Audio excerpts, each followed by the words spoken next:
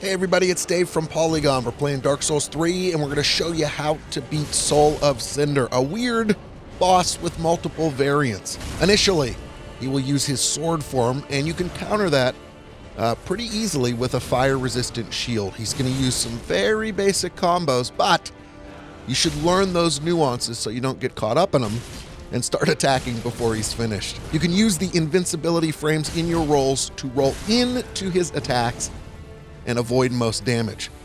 He's also got a miracle form, which you will note has white or otherwise holy looking auras around him. You should rush those down as quickly as you can to avoid his heal. When he uses his pyromancer form, you're also in a good spot because those attacks generally don't do a ton of damage.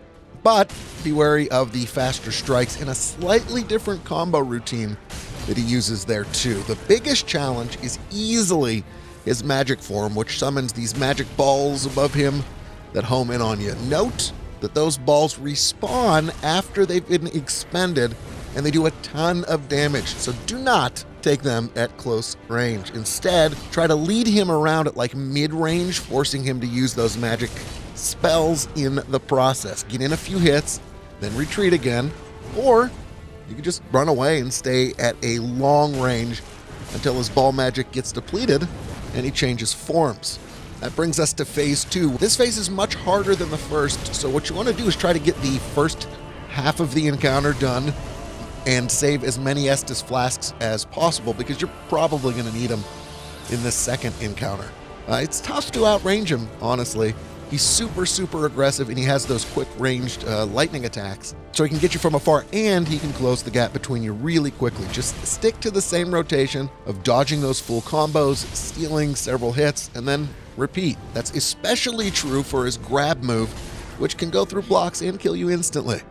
You want to watch out for his arm and roll to the side because a front or a back roll might just fall into his clutches. Most of the combos do half, if not full life damage, so you want to wait until his full pattern gets done before sneaking in to do 1 or 2 strikes. Don't get cocky or try to overextend or he will punish you.